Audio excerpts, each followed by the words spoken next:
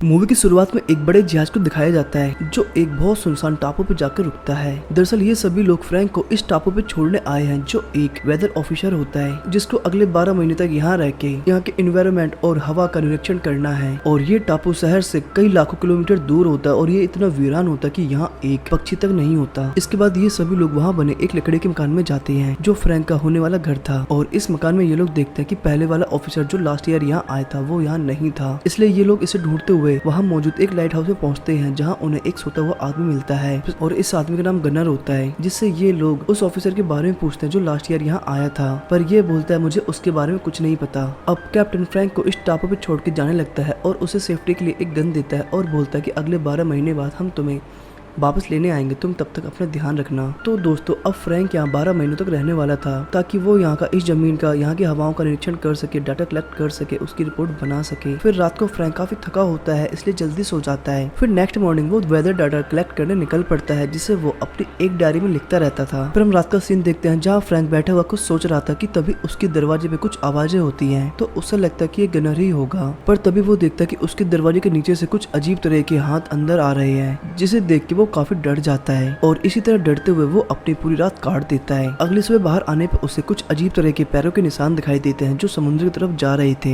अब वो light house के पास जाके गुनूर को चिल्ला चिल्ला के आवाज लगाता है और उससे बोलता है कि प्लीज मेरे दोस्त मुझे भी अंदर आने दो, मैं तुम्हारे साथ यहीं रहना चाहता हूँ क्योंकि कल रात मुझ पर किसी ने हमला करने की कोशिश की है। पर गुनूर उसकी हेल्प करने से मना कर देता है, जिस वजह से फ्रैंक वापस आके अपने घर को रिपेयर करता है और हर कमजोर हिस्से पे लकड़ियां और फट्टों को काफी मजबूती से ठोक देता है और अंदर उसे एक बंदूक मिल जाती है जिससे उसकी हिम्मत और बढ़ जाती है। फिर रात को वो चुपके से देखता है कि वो क्रीचर्स पानी से निकल के उसके घर की तरफ ही आ रहे हैं और अगले ही पल वो क्रीचर्स फ्रैंक पे हमला कर देते हैं और फ्रैंक भी अपने बचाव में उन पे गोलियां चलाता है। लेकिन वो देखता है कि ये क्रीचर तो बहुत सारे हो चुके हैं, इसलिए उसने दिन में अपने घर के चारों साइड जो लकड़ियां बिछाई थी वो उनमें आग लगा देता है, जिससे डर के वो क्रीचर तो वहाँ से भाग जाते हैं। लेकिन धीरे धीरे वो आग उसके घर के गेट को ही जला देती है, जिस वजह से फ्रैंक को ना चाहते हुए भी बाहर निकलना पड़ता है और चट्टानों के पीछे छिप के वो अपनी पूरी रात गुजारता है। और अगली सुबह वो देखता है कि अब उसका पूरा घर जल चुका है, जिसके बाद वो ग्रूनर का पीछा करता है ताकि वो उसे मार के उसके लाइट हाउस में रह सके। अब वो देखता है कि ग्रूनर पानी भर रहा है और फ्रैंक उसे तभी शूट करने वाला होता है कि तभी एक अजीब सी क्रीचर फ्रैंक पे हमला कर देती है। लेकिन फ्रैंक उसे नीचे गिरा के शूट करने वाला ही होता है, लेकिन तभी गनर वहाँ आ जाता है और ग्रूनर उससे बोलता है तुम उसे मत मारो, वो इनोसेंट है, ये पालतू है। जिसके बाद फ्रैंक और ग्रूनर में कुछ बातें होती है और ग्रूनर फ्रैंक को अपने साथ लाइट हाउस में रख लेता है। फिर फ्रैंक ग्रूनर से पूछता है कि तुम्हें इस जगह के बारे में पहले से ही पता था, तो तुम उस शिप में क्यों नहीं गए जो शिप मुझे यहाँ छोड़ने आया था। तो ग्रूनर बोलता है नहीं, मुझे यहाँ से नहीं जाना, मुझे यहाँ अब बहुत अच्छा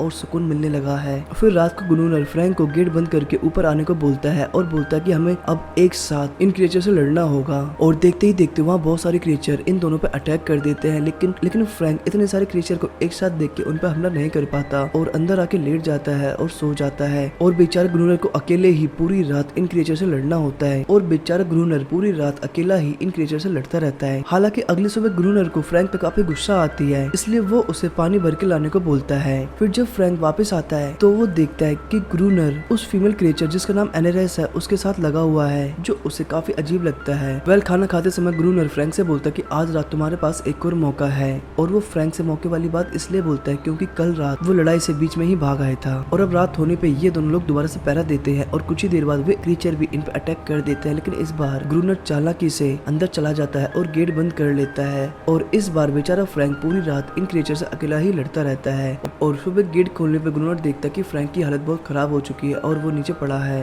और इस हमले के बाद काफी हफ्तों तक इन लोगों पे हमला नहीं होता। एक तरफ फ्रैंक बढ़ते हुए समय के साथ उस फीमेल क्रिएचर एनेरेस को समझने लगता है और उस क्रिएचर से उसका डर लगभग खत्म ही हो गया था। फिर एक रात चेस खेलते वक्त कि अचानक से इन पे हमला हो जाता है और आज ये लोग लाइट हाउस की लाइट ऑन करना भूल गए थे और ये दोनों लोग जाके क्रिएचर से लड़ने लगते हैं। और जैसा कि ग्रूनर ने बताया था कि ये क्रिएचर उनसे डरे नहीं है बल्कि अपनी ताकत बढ़ा के इन पर हमला करेंगे। सो आज बाकी दिन के हिसाब से इन क्रिएचर की ताकत डबल होती है और इनसे लड़ते हुए इनकी गोली खत्म हो जाती है, जिस वजह से इन्हें बीच में ही भागना पड़ता है। लेकिन ऊपर चढ़ते वक्त एक क्रिएचर ग्रूनर का पैर पकड़ लेता है और उसे छील देता है और गेट बंद कर लेते हैं। और इस तरह ये लोग वहाँ छुपे हुए पूरी रात काटते हैं। और अगले सुबह एनेरेस अपने जीप से ग्रूनर के पैर को चाट चाट के साफ कर रही थी क्योंकि उसके थूक में एक अलग तरह का केमिकल होता है जिससे ग्रूनर की बॉडी ठीक हो रही थी। फिर एक दिन यूं ही टापे पे घूमते हुए फ्रैंक को एनेरेस दिखाई देती है, जो डरी हुई एक चट्टान के पास बैठी हुई थी। तो फ्रैंक उससे जाके बात करता है और उसे लकड़ी की बनाई हुई एक बोर्ड दिखाता है, जिस पे एनेरेस फ्रैंक को टापू की दूसरी साइड ले जाती है, जहाँ उसे एक बोर्ड दिखाई देता है, जिसे देख के फ्रैंक काफी खुश हो जाता है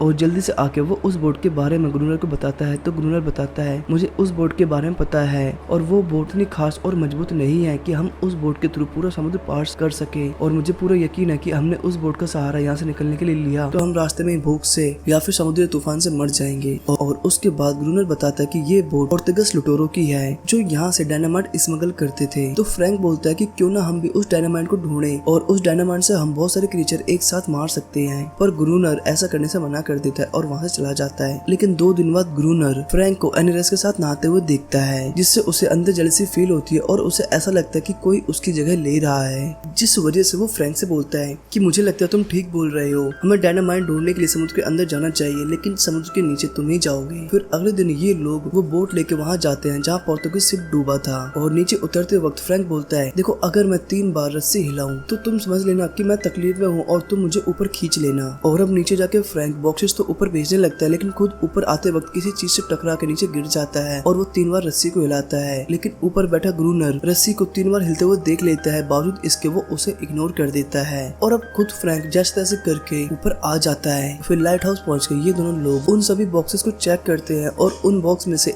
एक बॉक्स में उन्हें डायनामाइट मिल जाता है, और जल्दी से बाहर आके ये दोनों लोग लाइट हाउस के चारों साइड डायनामाइट बिछा देते हैं। और डायनामाइट बिछाने के 3 हफ्तों बाद तक इन पे कोई हमला नहीं होता। फिर एक दिन एनेरेस इनके लिए खाना लेके आती है, लेकिन अचानक गुनर एनेरेस को लात से मारता है और नीचे गिरा देता है, और इसे मारते हुए बोलता कि जरूर इसने उन्हें बता दिया होगा कि हमने नीचे डायनामाइट बिछा रखा है, और वैसे भी ये है तो उन्हीं में से एक ना। फिर रात को गुनर एनेरेस को ऊपर ले जाता है और उसे चिल्ला करके उन्हें बुलाने को बोलता है, जिससे एनेरेस रोने लगती है और चिल्लाते हुए आवाज लगाती है। और एनेरेस की रोती हुई आवाज सुन के वे क्रीचर अगले ही पल वहाँ आ जाते हैं, और फ्रैंक भी उनसे लड़ते हुए गेट खुला छोड़ के लाइट हाउस के ऊपर आ जाता है। और इधर गुनर डायनामाइट का पैदल दबा देता है, लेकिन वे डायनामाइट ब्लास्ट नहीं होते क्योंकि वे लोग तारों को कनेक्ट करना भूल गए थे। और दूसरी तरफ ये लोग उन क्रीचर के साथ लड़ते लड़ते किसी तरह से वायर को कनेक्ट कर देते हैं और पैडल दबा देते हैं, जिससे वहाँ काफी बड़ा ब्लास्ट हो जाता है और बहुत सारे क्रीचर मारे जाते हैं। फिर अगली सुबह पहले फ्रैंक होश में आता है, जो गुनर को उठाता है, जिसके बाद इन्हें पता चलता है कि कल रात के हमले की वजह से एनेरेस इन्हें छोड़कर चली गई। इसलिए फ्रैंक वही बोट समुद्र के पास रख के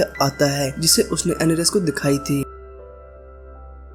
फिर दोपहर को जब गुनर सो रहा होता है तो फ्रैंक उसके पास रखी एक डायरी में वही फोटो देखता है जो उसने यहाँ आने से पहले यहाँ के लास्ट ऑफिसर की देखी थी, जिसे देख के फ्रैंक समझ जाता है कि गुनर ही वो वेदर ऑफिसर है जो लास्ट ईयर यहाँ आया था। तो वो सोचता है कि इसने अपनी पहचान छुपाई क्यों। और यहाँ अगले दिन जब दोबारा से फ्रैंक उसी जगह जाता है तो एनेरेस वहाँ आ जाती है, जो इस बार अपने साथ बाकी और क्रीचर को वहाँ लेके आई थी। और इस बार फ्रैंक देखता है कि इनमें से कोई भी उन पर हमला नहीं कर रहा, और तब उसे पता चलता है कि ये लोग भी अच्छे हैं और इन्हें भी बस शांति ही चाहिए, और ये तो बस अपने बचाव के लिए हम पे हमला करते हैं। पर तभी गुनर इन पे हमला करने लगता है। हालांकि फ्रैंक गुनर को रोकने की कोशिश करता है, लेकिन शायद वहाँ तक उसकी आवाज नहीं पहुँच रही थी, और इसलिए फ्रैंक जल्दी से लाइट हाउस पहुँचता है। और इसी बात को लेकर इन दोनों में थोड़ी बहुत हाथापाई हो जाती है, और फ्रैंक बोलता है कि जब वो शांति चाहते हैं तो तुम उन्हें क्यों उकसाते हो? इस बात का कारण तुम्हारा ये रवैया है, तुम्हारी ये गुस्सा है, चिड़चिड़ापन है। अब ये सब सुनकर गुनर को अपनी गलती का एहसास होता है और खुद से परेशान होकर बाहर खड़े क्रिएचर के बीच चला जाता है, और वे क्रिएचर गुनर को नोच नोच के खाने लगते हैं। अब हमें मूवी कुछ महीनों बाद की दिखाई जाती है, जहाँ पूरा 1 साल कंप्लीट हो चुका है, और अब एक नया कैप्टन एक नए वेदर ऑफिसर को छोड़ने के लिए वहाँ आया होता है। और वो लोग फ्रैंक को गुनर समझते हैं और उससे पूछते हैं कि फ्रैंक कहाँ गया, हम उसे लेने आए हैं। और अब फ्रैंक जानबूझ के इन लोगों को कुछ भी नहीं बताता और लाइट हाउस से बाहर खड़े होके और वो उन लोगों से गुनर बन के ही बात करता है। और वो समुद्र में खड़ी शिप को देख के समझ पाता है कि क्यों गुनर यहाँ से नहीं जाना चाहता था, क्योंकि इस जैसी सुख शांति और इतनी प्यारी जिंदगी वो दुनिया में नहीं जी सकता था जहाँ इंसान रहते थे, और इस जगह उसे सुकून मिला जो दुनिया में कभी नहीं मिलता। सो दोस्तों, हमारी इस मूवी का एंड यही होता है। तो आप लोगों को हमारा एक्सप्लेनेशन कैसा लगा फटाफट कमेंट करके बताओ, एंड थैंक्स फॉर वॉचिंग।